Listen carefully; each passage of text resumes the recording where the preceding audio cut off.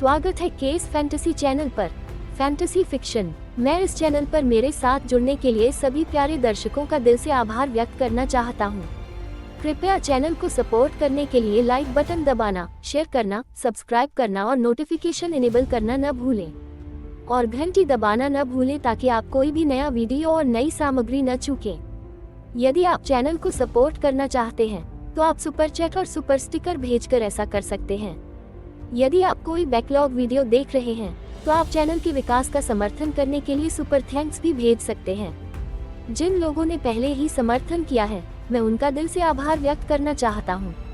और आगे की बात किए बिना आइए आज की कहानी का आनंद लेते हैं।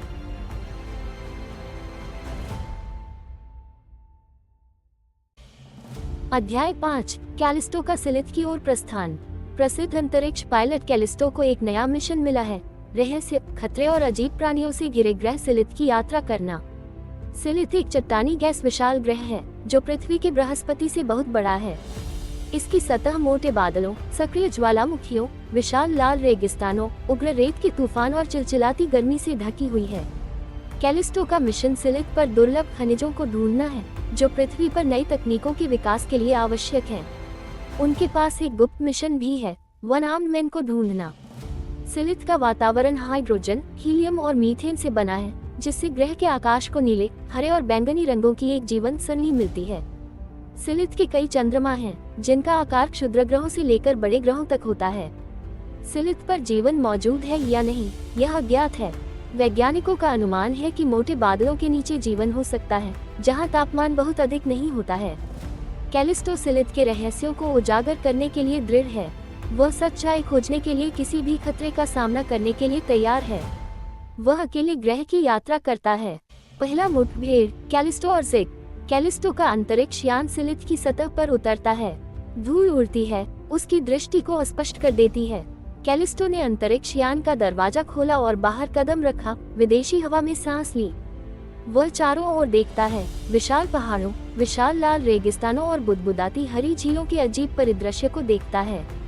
अचानक वह एक आवाज सुनता है, सिलिथ में आपका स्वागत है। कैलिस्टो मुड़कर देखता है तो उसके सामने एक रोबोट खड़ा होता है। रोबोट लंबा और मानव सदृश है, लगभग 2 मीटर ऊंचा। इसका शरीर चमकदार चांदी की धातु से बना है।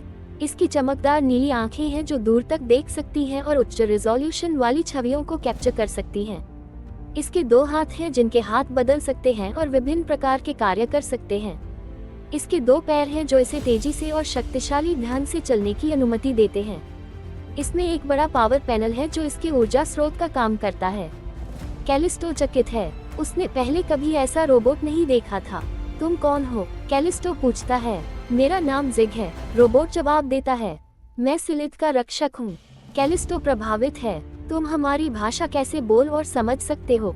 वह पूछता है। मेरे पास एक उन्नत संचार प्रणाली है, जिग जवाब देता है। मैं मनुष्यों और सभी प्रकार के एलियंस के साथ संवाद कर सकता हूँ। कैलिस्टो राहत की सांस लेता है। बहुत अच्छा है, वे कहते हैं। मेरा नाम कैलिस्टो है, मैं ग्रह शांति से हूँ। मैं दुर्लभ खनिज खोजने और सिलिथ के रहस्यों को उजागर करने के लिए यहाँ हूँ। जिग मुस्कुराता है। मुझे आपकी मदद करने में खुशी होगी, वे कहते हैं। मैं सिलिथ को किसी से ज्यादा जानता हूँ। कैलिस्टो राहत की सांस लेता है। धन्यवाद, वे कहते हैं। आपसे मिलकर खुशी हुई। जिग ने कैलिस्टो का हाथ बढ़ाया। मुझे भी, कैलिस्टो कहते हैं। मुझे उम्मीद है कि हम दोस्त बन सकते हैं। कैलिस्टो ने जिग का हाथ मिलाया। मुझे भी उम्मीद है। यह एक महान दोस्ती की शुरुआत है, एक इंसान और एक रोबोट के बीच दोस्ती।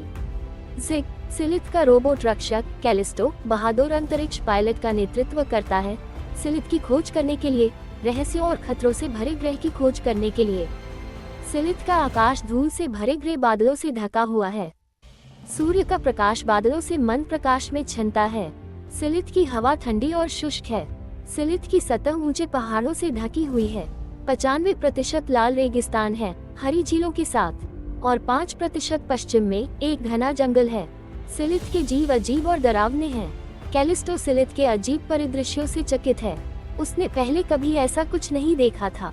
जिग कैलिस्टो को सिलिथ के बारे में बताता है।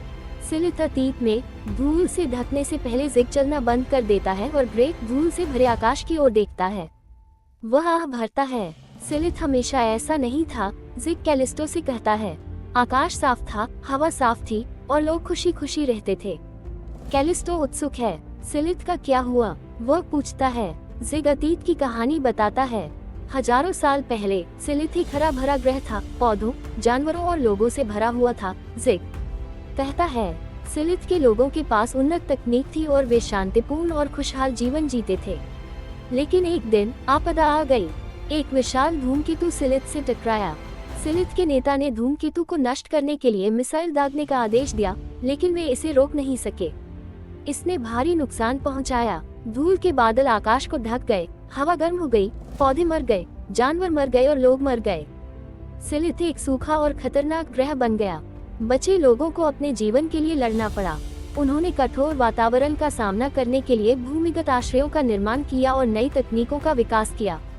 कैलिस्टो उदासी के साथ जिग की कहानी सुनता है। उसे सिलिथ के लोगों के लिए खेद है। जिग सिलिथ का रोबोट रक्षक, बहादुर अंतरिक्ष पायलट कैलिस्टो का नेतृत्व करता है उनके गंतव्य तक। वह कैलिस्टो को पश्चिम की ओर ले जाता है। विशाल पहाड़ों, हरी झीलों और घने जंगलों के अजीब परिदृश्य से होकर गुजरता है। सिलिथ की हवा ठंडी और शुष्क है। धूल आकाश को ढक लेती है, सूरज को रोक देती है। कैलिस्टो जो देख रहा है उस पर चकित है। उसने पहले कभी ऐसा कुछ नहीं देखा था।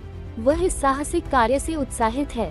उसे पता है कि वह सिलिथ के रहस्यों के करीब पहुंच रहा है। जिग चलना बंद कर देता है और एक खड़ी चट्टान की ओर देखता है। हम यहाँ हैं, वे कहते हैं। कैलिस्टो जिग की निगाह का अनुसरण करता है। वह एक बड़ी गुफा के प्रवेश द्वार को देखता है। ये भूमिगत शहर का प्रवेश द्वार है, जिग बताते हैं। सिलिथ के लोगों ने धूल और कठोर मौसम से बचने के लिए आपदा के बाद भूमिगत शहर बनाया था। कैलिस्टो उत्साहित है। वह सोचता है कि भूमिगत शहर कैसा होगा।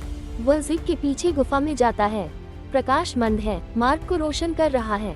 हवा में बहते पानी की आवाज गूंज रही है। कैलिस्टो को ऐसा लगता है जैसे वह दूसरी दुनिया में प्रवेश कर रहा हो। वह चलता रहता है। वह सिलिथ के लोगों को भूमिगत रहते हुए देखता है। वे साधारण जीवन जीते हैं। वे खुश हैं। कैलिस्टो प्रभावित है। वह जानता है कि सिलिथ के लोग मजबूत हैं। वे बहुत कुछ झेल चुके हैं, लेकिन फिर भी वे मुस्कुराते और हंसते हैं। सिलिथ के भूमिगत बेस में मुझे तुम्हें कुछ महत्वपूर्ण बताना है, कैलिस्टो जिग से कहता है, क्योंकि वे भूमिगत शहर का दौरा करते हैं। क्या बात है कैलिस्टो, मैं मदद के लिए क्या कर सकता हूँ? जिग जवाब देता है, मैं सिलिथ के रहस्यों को खोजने के लिए यहाँ नहीं आया था। क्या? फिर तुम क्यों आए? जिग पूछता है। मैं यहाँ इस ग्रह को नष्ट करने आया था, कैलिस्टो कहता है, जिग को घूरते हुए। क्या तुम पागल हो रहे हो? नहीं न, ये सच है जिग। मुझे शांति संगठन द्वारा एक गुप्त मिशन दिया गया था कि वह व्यक्ति जो हथियार विकसित करता है और इस ग्रह को नष्ट कर देता है, कैलिस्टो आगे बताता है। क्यों? वे सिलिथ को क्यों नष्ट करना चाहते हैं? जिग कहता है। कैलिस्टो स्थिर खड़ा है। मुझे यकीन नहीं है, लेकिन वे कहते हैं कि यह ग्रह ब्रह्मांड के लिए खतरा है। ये सच नहीं है। सिलिथ किसी के लिए खतरा नहीं है। हम यहाँ शांति से रहते हैं, जिग कहता है। मुझे पता है जिग, लेकिन मेरे पास कोई विकल्प नहीं है। मुझे आदेशों का पालन करना होगा। नहीं कैलिस्टो, तुम्हें ऐसा नहीं करना है। तुम इस दुष्ट योजना को रोक सकते हो। जिग भीख मांगने वाली आंखों से कैलिस्टो को देखता है। लेकिन कैसे? मुझे नहीं पता कि हथियार किसने विकसित किया है और मेरे पास उन्हें रोकने की शक्ति नहीं है।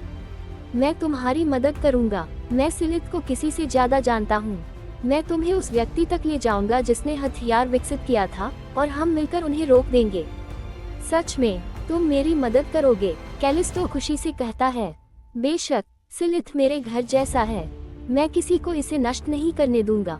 बहुत बहुत धन्यवाद जिग, तुम मेरे सबसे अच्छे दोस्त हो, कैलिस्टो कहता है। मैं भी कैलिस्टो, हम मिलकर काम करेंगे और इस दुष्ट योजना को रोक देंगे। जिग, मेरे पास कुछ जानकारी है जिससे मुझे पता चलता है कि किसने हथियार विकसित किया था जो इस ब्रह्मांड को नष्ट कर देगा। क्या है? ये कौन है? जिग पूछता है। हमें लोहे के दाहिने हाथ वाले आदमी को ढूंढना होगा। लोहे के दाहिने हाथ वाला आदमी? सच में? जिग चौंक गया। हाँ, वे कहते हैं कि वह इस ग्रह सिलिथ की एक महान हस्ती है। उसके पास अलौकिक शक्ति है और एक शक्तिशाली दिमाग है जो शक्तिशाली हथियार बनाने में सक्षम है। जिग ने पूछताछ की। मुझे पूरी तरह से यकीन नहीं है, लेकिन मैंने जो जानकारी जुटाई है उससे मुझे लगता है कि वह छायादार कंठ में रहता है। कैलिस्टो ने उत्तर दिया। छायादार कंठ, क्या आप कहते हैं? सिग बोला, हाँ, यह एक खतरनाक जगह है जो दुष्ट राक्षसों से भरी हुई है। कैलिस्टो ने पुष्टि की। हमें वहां जाना चाहिए, कैलिस्टो ने सिग से आग्रह किया। सावधान रहें, सिग, छायादार कंठ कोई आसान जगह नहीं है, कैलिस्टो ने चेतावनी दी। लेकिन मुझे पता है कि इस ग्रह पर कोई ऐसी जगह नहीं है जिसे मैं न जानता हो, और मैं किसी को भी ग्रह सिलित को नष्ट करने की अनुमति नहीं दूंगा। छायादार कंठ, अंधेरे की भूमि छायादार कंठ ग्रह सिलित के दक्षिण पश्चिम में स्थित है। ये स्थान घने निहारिकाओं में डूबा हुआ है, जिसमें धूप की किरणें धारियों में छलक रही हैं। छायादार कंठ की हवा ठंडी और नम है। छायादार कंठ की सतह ऊंचे पेड़ों, काय और फर्न से ढकी हुई है। छायादार कंठ में जानवर अजीब और डरावने होते हैं।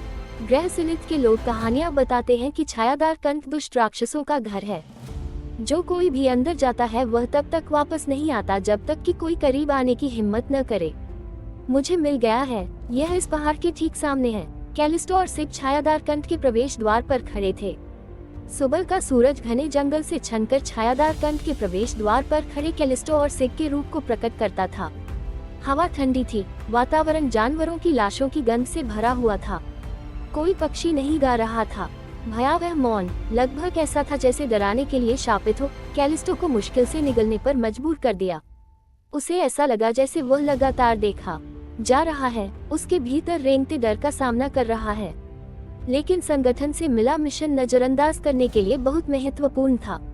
वह अपने रास्ते में आने वाली बाधाओं को दूर करने के लिए दृढ़ था। क्या तुम डर गए हो? सिग ने पूछा, उसकी आवाज ठंडी थी। डर नहीं, कैलिस्टो ने जवाब दिया। अच्छा, सिग मुस्कुराया, क्योंकि डरे हुए लोग जल्दी मर जाते हैं। कैलिस्टो ने उसकी ओर मुस्कुराकर देखा और सोचा, क्या तुम वही नहीं हो जो डरता है? वे कंठ में चले गए। सुबह का सूरज धीरे धीरे गायब हो गया। हवा ठंडी हो गई, लंबे फैले हुए पेड़ों की छाया मुड़ गई और डरावनी लगने लगी। पक्षियों की चहचहाहट शिकारियों की गूंजती चीखों में बदल गईं। कैलिस्टो को लगा जैसे उसे हर समय देखा जा रहा है। उसने मुड़कर देखा, चारों ओर देखा, लेकिन कुछ नहीं मिला। डरो मत, सिग ने कहा, वे सिर्फ छिपे हुए हैं। कैलिस्टो ने अपने डर को निगल लिया, उसे दूर धकेल दिया। वे तब तक चलते रहे जब तक वे एक बड़ी गुफा के प्रवेश द्वार तक नहीं पहुंच गए। गुफा का मुंह अंधेरा था, कुछ भी नहीं देखा जा सकता था। ये कहाँ है? कैलिस्टो पूछता है। यह शायद आयरन आर्म्ड मैन की गुफा है, सिग जवाब देता है। हमें अंदर जाना होगा और उसे ढूंढना होगा। कैलिस्टो हिचकिचाता है, उसे यकीन नहीं है कि उसे अंदर जाना चाहिए या नहीं। चिंता मत करो, सिग कहता है, मैं तुम्हारे साथ रहूंगा। कैलिस्टो ने गहरी सांस ली और गुफा में चला गया। गुफा के अंदर अंधेरा है, बाहर से थोड़ी सी रोशनी आ रही है, लेकिन देखने के लिए यह मुश्किल से काफी है। हवा ठंडी है, कैलिस्टो शायद ही कुछ देख पाता है। वह गुफा की छत से पानी टपकने की आवाज सुनता है। सावधान रहो, सिग चिल्लाता है। कैलिस्टो मुड़ता है और एक बड़ी काली छाया को अपनी ओर दौड़ता हुआ देखता है। वह अपनी तलवार पकड़ता है और समय पर ही रोक देता है। छाया जमीन पर गिर जाती है। कैलिस्टो अपनी मशाल उस पर फेरता है और देखता है कि यह क्या है। ये लाल आंखों और नुकीले सफेद नखरों वाला एक बड़ा भेड़िया है। कैलिस्टो लड़ाई के लिए तैयार हो जाता है और सिग उसके बगल में खड़ा हो जाता है। अचानक गुफा के अंदर से एक गूंजती आवाज गूंजती है। रुको, आवाज गूंजती है। कैलिस्टो और सिग जम जाते हैं और आवाज के स्रोत की ओर देखते हैं। एक लंबा व्यक्ति छाया से निकलता है। आदमी ने काला कवच पहना हुआ है और उसकी एक भुजा लाल धातु से बनी है। तुम यहाँ क्यों हो? आदमी पूछता है। हम आयरन आर्म्ड मैन को खोजने आए थे, कैलिस्टो जवाब देता है। हाँ, मुझे नहीं लगता था कि कोई यहाँ आने की हिम्मत करेगा। मैं ही वह आयरन आर्म्ड मैन हूँ जिसे तुम ढूंढ रहे हो, आदमी कहता है। कैलिस्टो और सिग दंग रह जाते हैं। मैं वैली ऑफ शैडो का रक्षक हूँ, आयरन आर्म्ड मैन कहता है। मैं किसी को भी यहाँ आने और परेशानी पैदा करने नहीं दूंगा। हम परेशानी पैदा करने नहीं आए हैं, कैलिस्टो कहता है, मुश्किल से निगल रहा है। उसे यकीन नहीं है कि उसे यह सवाल पूछना चाहिए या नहीं, लेकिन उसकी जिज्ञासा उस पर हावी हो जाती है। तो वह कहता है, क्षमा करें, लेकिन अगर मैं आपसे कुछ पूछ सकता हूँ, तो क्या मैं पूछ सकता हूँ? वह शांत चेहरे के साथ कहता है, मैं आपका नाम जानना चाहता हूँ। वे कहते हैं, मेरा नाम अर्कानिस है। आयरन आर्म्ड मैन मुस्कुराता है। चलो व्यापार पर उतरते हैं, कैलिस्टो कहते हैं। आपने जो प्रलयकारी हथियार बनाया था, उसके बारे में क्या?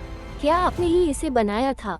मैं उस टीम का एक सदस्य था जिसने प्रलयकारी हथियार बनाया था, अरकानिस गंभीर चेहरे के साथ कहते हैं। लेकिन मैंने इसे बहुत समय पहले बनाना बंद कर दिया था।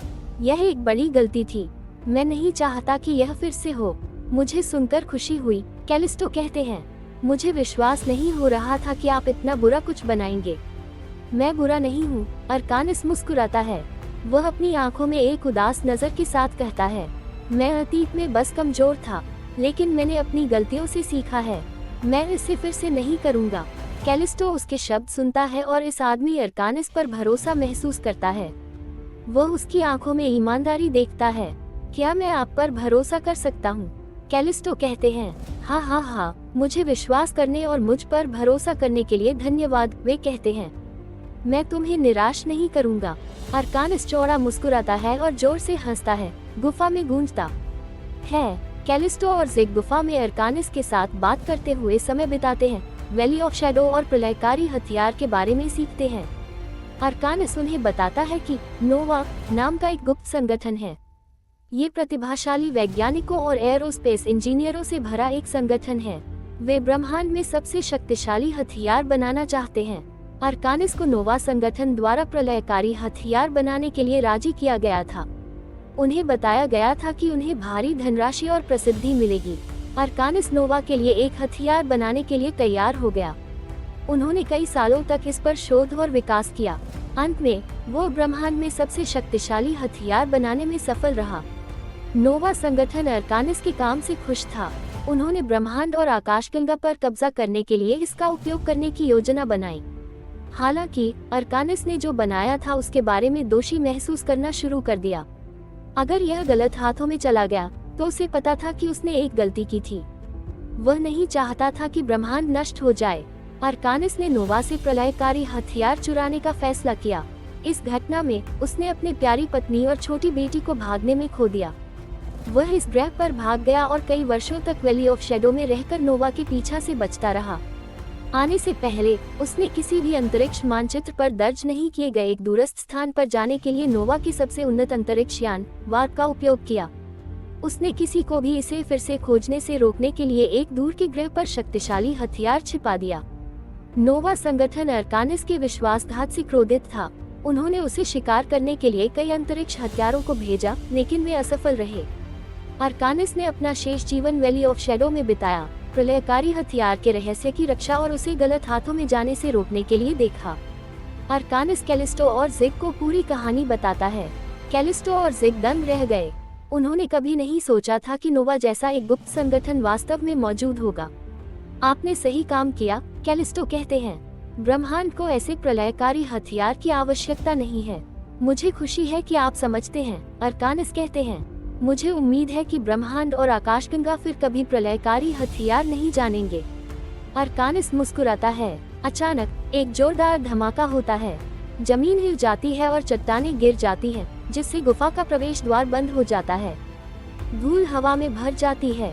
कैलिस्टो, जिग और अरकानिस खांसते हैं और देखने की कोशिश करते हैं कि क्या हुआ। जब धूल साफ होती है तो वे गुफा के प्रवेश द्वार पर खड़े लोगों के एक समूह को देखते हैं। काले कवच में एक लंबा आदमी समूह से बाहर निकलता है। अरकानिस, वह चिल्लाता है, तुम मुझसे बच नहीं सकते। अरकानिस पीला पड़ जाता है। नोवा, वह वापस चिल्लाता है, तुम यहाँ क्या कर रही हो? आदमी सेक्टर 4 में नोवा संगठन का नेता है। हम वह वापस लेने आए हैं जो हमारा है, वे कहते हैं।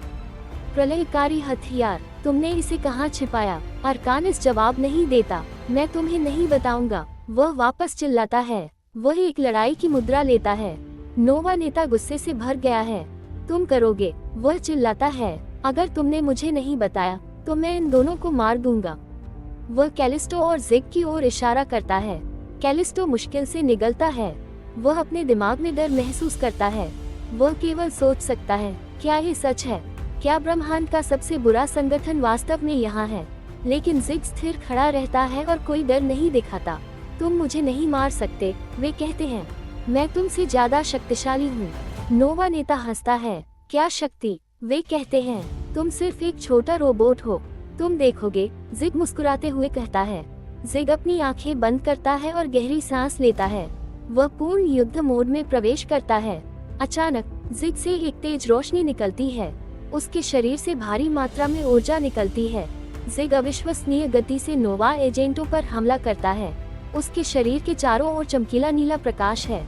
वह अपने हत्या मोड की शक्ति से मुक्का मारता है और लात मारता है और मिसाइल दागता है, अपनी विशाल शक्ति से हमला करता है। हालांकि नोवा एजेंट आसानी से उसके हमलों को चकमा दे पा रहे हैं। जिग स्तब्ध है। क्या? क्यों? मैं उन्हें कुछ नहीं कर सकता। वे जिग पर ऊर्जा बीम दागते हैं, लेकिन ऊर्जा उस पर कोई प्रभाव नहीं डालती है। जिग आत्मविश्वास से मुस्कुराता है। उसे लगता है कि उसकी रक्षा कवच नोवा से बेहतर है। लेकिन फिर अचानक जिग को दर्द महसूस होता है। पीछे से रोशनी की चिंगारियां निकलती हैं। उसके शरीर पर एक अदृश्य ऊर्जा द्वारा हमला किया जाता है। जिग जमीन पर गिर जाता है, दर्द से कराहता है। ऐसा लग रहा है जैसे उसके उन्नत कृत्रिम बुद्धि मस्तिष्क से प्लग खींच लिया गया हो। मेरी रक्षा प्रणाली, मैं शक्ति खो रहा हूँ। मेरी ऊर्जा तेजी से घट रही है। क्या? जिग चिल्लाता है। जिग के रोबोट शरीर के जमीन पर गिरने की आवाज। मैं क्यों गिर गया? जिग की आवाज धीमी और कोमल होती जा रही है। नोवा नेता हंसता है। क्या आपको लगता था कि आप बहुत महान थे, आप छोटे टिन कैन? आपकी शक्ति हमारे खिलाफ बेकार है। ब्रह्मांड में कोई ऐसी तकनीक नहीं है जो हमारा विरोध और विनाश कर सके। वह ताना मारता है। जिग उठने की कोशिश करता है, लेकिन कोई फायदा नहीं होता। वह खड़े होने की कोशिश करता है, लेकिन उसका शरीर बहुत कमजोर और शक्तिहीन है। कैलिस्टो जिग को घायल देखता है और गुस्से में नोवा एजेंटों पर हमला करता है। लेकिन नोवा एजेंट आसानी से कैलिस्टो को पकड़ लेते हैं। तुम हमसे नहीं लड़ सकते, नोवा नेता चिल्लाता है। तुम दोनों यही मर जाओगे। कैलिस्टो गुस्से से अपने दांत पीसता है। तुम दुष्ट कमीने हो, वह चिल्लाता है। उसका चेहरा निराशा से भर गया है। उसे लगता है कि सब कुछ खत्म हो गया है। आज मेरे पापों के न्याय और प्रायश्चित का दिन है। अरकानिस की आवाज गुफा भर जाती है। अरकानिस हवा में उछलता है। उसकी लाल लोहे की बाह से सुनहरी ऊर्जा निकलती है। वह गुस्से से भरी आंखों से नोवा नेता को देखता है। मैं तुम्हें ब्रह्मांड और इस ग्रह को नष्ट नहीं करने दूंगा, अरकानिस चिल्लाता है। क्या आपको लगता है कि आप मुझे रोक सकते हैं? नोवा नेता हंसता है। मैं तुमसे ज्यादा शक्तिशाली हूँ, तुम बेकार अरकानिस। नोवा नेता अपना हाथ उठाता है और उसकी बाह से काली ऊर्जा निकलती है। सोना और काला ऊर्जा टकराती है। धमाका धमाका, चमकीले स्पार्क्स गुफा को भर देते हैं। अरकानिस और नोवा नेता एक दूसरे पर बेरहमी से हमला करने के लिए अपनी शक्तियों का उपयोग करते हैं। विस्फोट गुफा को हिला देते हैं और चट्टानें छत से गिर जाती हैं। कैलिस्टो जिग को एक चट्टान के पीछे ले जाता है और विस्मय में लड़ाई देखता है। क्या अविश्वसनीय शक्ति है, वह कहता है। क्या प्रभु अरकानिस जीतेंगे? जिग दोनों के बीच की लड़ाई देखता है। मुझे नहीं पता, वे कहते हैं। ये किसी तरह की ऊर्जा है जिसे मैंने पहले कभी नहीं देखा है, लेकिन मैं भगवान अरकानिस की मदद करूंगा। जिग चट्टान के पीछे से बाहर निकलता है और अरकानिस और नोवा के बीच लड़ाई में शामिल हो जाता है। नोवा नेता जिग को तेजी से अपनी ओर आता देखता है। जिग अपनी शेष ऊर्जा का उपयोग नोवा नेता से लड़ने के लिए करता है, लेकिन उसकी शक्ति पर्याप्त नहीं है। वह नोवा नेता की शक्ति से टकरा जाता है। धमाका, नोवा नेता फिर से हमला करता है और जिग घायल हो जाता है और हिलने डुलने में असमर्थ हो जाता है। कैलिस्टो जिग को गिरता देख गुस्सा हो जाता है। बकवास, हम सिर्फ साधारण इंसान हैं। वह एक चट्टान पकड़ता है और उसे नोवा नेता पर फेंक देता है। नोवा नेता अपना ध्यान कैलिस्टो की ओर मोड़ता है और अरकानिस पर अपने हमले को धीमा कर देता है। कैलिस्टो इस अवसर का उपयोग जिग के पास जाने के लिए करता है। जिग, उठो, कैलिस्टो चिल्लाता है। जिग खड़ी होने की कोशिश करता है, लेकिन उसका शरीर कांप रहा है और उसके पास कोई ऊर्जा नहीं है। मैं लड़ता रहूंगा, जिग चिल्लाता है। कैलिस्टो जिग को फिर से गुफा के पीछे ले जाता है। हमें भगवान अरकानिस की मदद करने के लिए एक साथ लड़ना होगा, कैलिस्टो कहता है। उसकी आवाज कांप रही है। भयंकर लड़ाई जारी है। अरकानिस और नोवा नेता दोनों घायल होने लगे हैं, लेकिन वे हार नहीं मानते। वे लड़ते रहते हैं। अरकानिस जानता है कि ब्रह्मांड का भाग्य उसके हाथ में है। अरकानिस, नोवा नेता, कैलिस्टो और जिग के बीच की लड़ाई भयंकर रूप से जारी है। भारी मात्रा में ऊर्जा टकराती है, जिससे हवा में चमकीले स्पार्क्स पैदा होते हैं। अरकानिस अपनी शक्ति का उपयोग नोवा नेता पर कठोर हमला करने के लिए करता है, लेकिन नोवा नेता हार नहीं मानता। वे एक दूसरे से पुराने गुरूर से लड़ते रहते हैं। कैलिस्टो और जिग अरकानिस की मदद करने की कोशिश करते हैं, लेकिन वे कुछ नहीं कर सकते। वे नोवा सेना से लड़ते हैं और दोनों गंभीर रूप से घायल हो जाते हैं। अंत में अरकानिस की शक्ति कमजोर होने लगती है। उसका शरीर थकावट से कांपने लगता है और वह अपनी ताकत खोने वाला होता है। नोवा नेता अपना मौका देखता है और अरकानिस पर हमला करने के लिए अपनी सारी शक्ति का उपयोग करता है। अंधेरे काले ऊर्जा अरकानिस के शरीर पर टकराती है। धमाका धमाका, मर जाओ अरकानिस। धमाका धमाका, चमकीले स्पार्क्स गुफा को भर देते हैं। नोवा नेता अपनी सारी शक्ति अरकानिस पर लगा देता है। एक पल के लिए तेज रोशनी चमकती है और फिर फीकी पड़ जाती है। धड़ाम, अरकानिस जमीन पर गिर जाता है। उसका बेजान शरीर स्थिर पड़ा रहता है। कैलिस्टो और ज़िग दुख से रोते हैं। उन्होंने अपना सबसे अच्छा दोस्त और सहयोगी खो दिया है, भले ही वे उसे थोड़े समय के लिए ही जानते थे। नोवा नेता विजयी होकर हंसता है। हा हा हा, मैं जीत गया, वह चिल्लाता है। जीत में अपनी मुट्ठी उठाता है। उसका लंबे समय से चला आ रहा द्वेष आखिरकार सुलझ गया है।